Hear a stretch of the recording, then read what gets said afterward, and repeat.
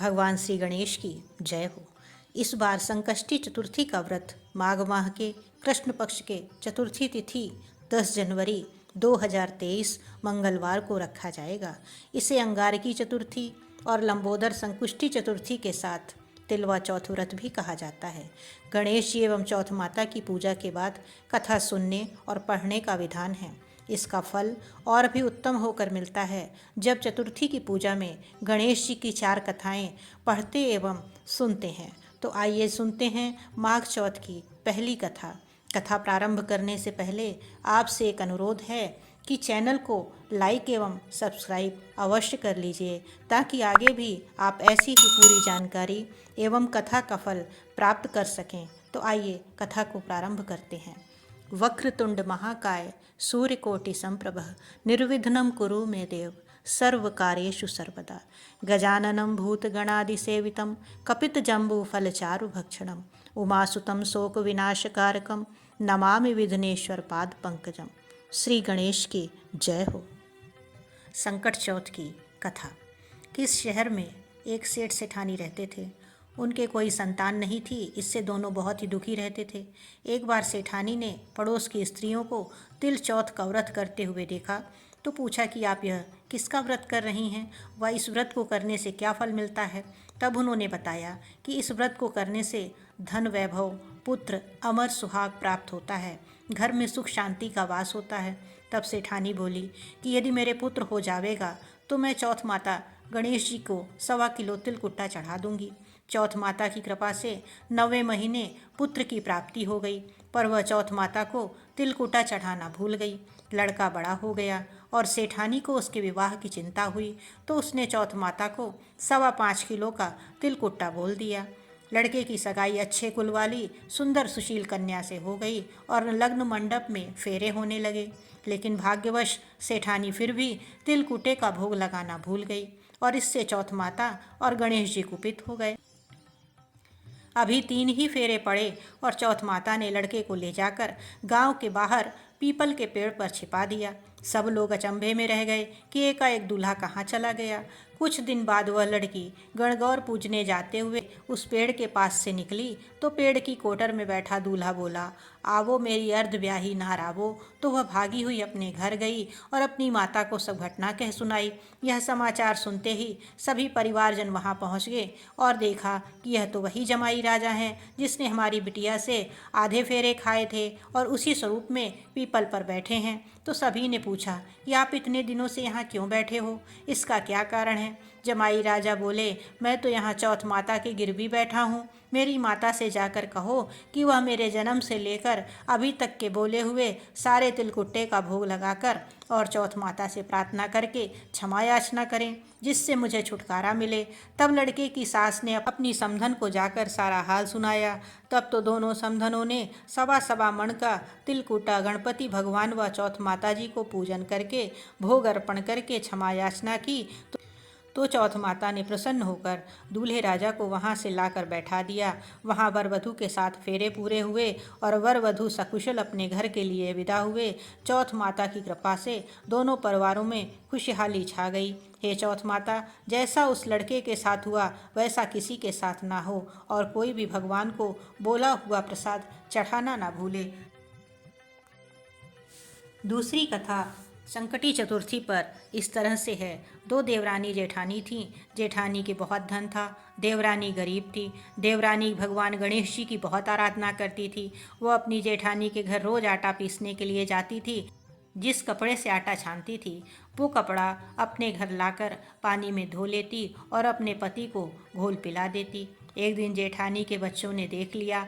वह अपनी माँ से बोले कि माँ चाची तो अपने घर से आटे का कपड़ा ले जाकर चाचा जी को घोल कर पिला देती है। इस पर जेठानी ने देवरानी को कहा, घर जाओ तो आटा छानने का कपड़ा यहीं रख कर जाया करो। देवरानी ने वैसा ही किया। घर गई तो उसका पति बोला, मुझे चूरण घोल कर पिला दो।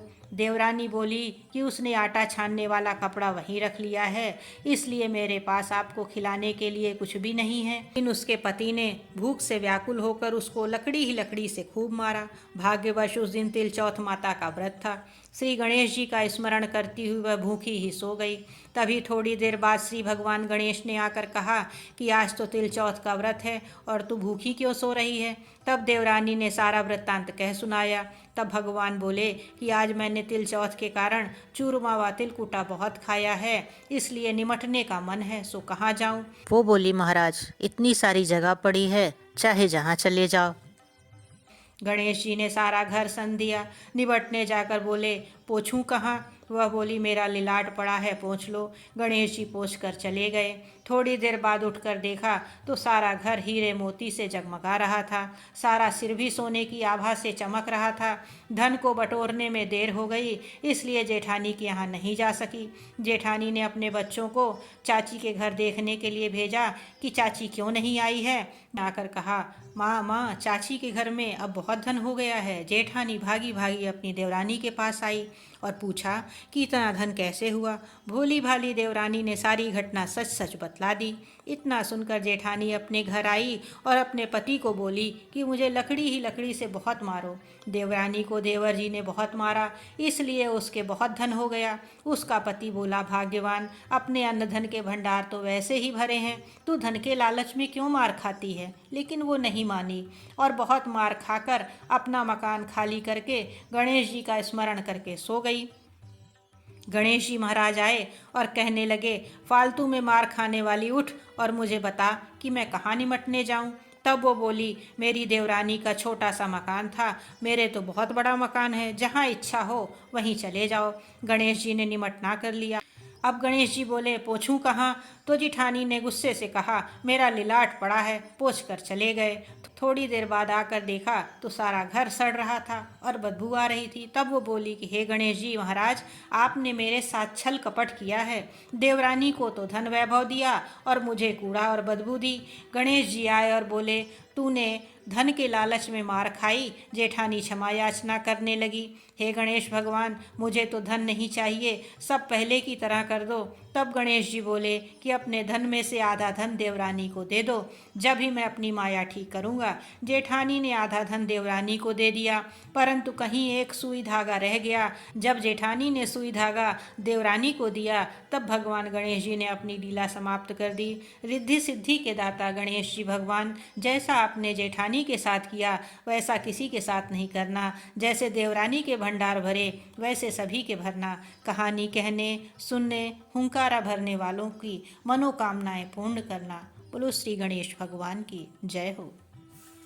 संकष्टी चतुर्थी की एक कथा और इस प्रकार से है। पौराणिक कथा के अनुसार माता पार्वती ने अपने शरीर के मैल से भगवान गणेश का सृजन किया था। एक दिन बाल्यावस्था में उन्हें दरवाजे पर बैठाकर खुद स्नान के लिए चली गईं। माता पार्वती ने जाते वक्त भगवान गणेश से कहा कि वे किसी को भी अंदर आने ना दें, लेकिन इस दौरान भगवान शिव वहां पहुंच गए। माता पार्वती ने गणेश जी को आदेश दिया था कि किसी को भी अंदर नहीं आने दिया जाए, इसलिए गणेश जी ने भगवान शिव को अंदर नहीं जाने दिया, द्वार पर ही उन्हें रोक दिया। इस बात से शिव जी बहुत क्रोधित हुए। उन्होंने गणेश जी का सिर धड़ से अलग कर दिया। स्नान करने के पश्चात जब माता पार्वती को इस बात का पता चला तो उनको बहुत दुख हुआ। इसके बाद माता पार्वती का दुख दूर करने के लिए शिवजी ने एक नवजात हाथी का सिर गणेश जी के शरीर पर लाकर लगा दिया। कहते हैं उस वक्त गणेश जी का कटा हुआ सिर चंद्रमा पर जाकर गिरा था। मान्यता है कि चंद्रमा को अर्घ देने की परंपरा की शुरुआत इसी वजह से हुई। संकष्टी चतुर्थी के दिन भी चंद्रमा को अर्घ देना अत्यंत शुभ माना गया है। इस पूजा का पूरा फल तभी प्राप्त होता है। जय श्री गणेश की। पौराणिक कथा के अनुसार एक बार सभी देवी देवताओं के ऊपर भारी संकट आ गया। जब वह खुद से उस संकट का समाधान नहीं निकाल पाए तो भगवान शिव के पास मदद मांगने के लिए गए। भगवान शिव ने गणेश जी और कार्तिकेय से संकट का समाधान करने के लिए कहा तो दोनों भाइयों ने कहा कि वे आसानी से इसका समाधान कर लेंगे। इस प्रकार शिव जी दुविधा में आ गए। उन्होंने कहा कि इस पृथ्वी का चक्कर लगाकर जो सबसे पहले मेरे पास आएगा वही समाधान करने जाएगा। भगवान कार्तिकेय बिना किसी देर किए अपने वाहन मोर पर सवार होकर पृथ्वी की परिक्रमा करने के लिए निकल गए। वहीं गणेश जी के पास मूषक की सवारी थी।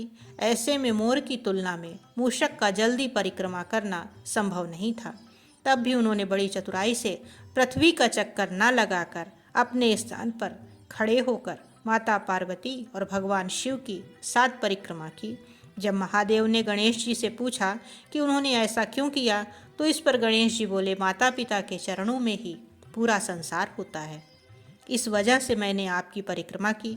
यह उत्तर सुनकर भगवान शिव और माता पार्वती बेहद प्रसन्न हुए और उन्होंने देवताओं का संकट दूर करने के लिए गणेश जी को चुना। इसी के साथ भगवान शिव ने गणेश जी को यह आशीर्वाद भी दिया कि जो भी चतुर्थी के दिन गणेश पूजन कर चंद्रमा को जल अर्पित करेगा, उसके सभी दुख दूर हो जाएंगे, साथ ही पाप का नाश और सुख समृद्धि की प्राप्ति होगी।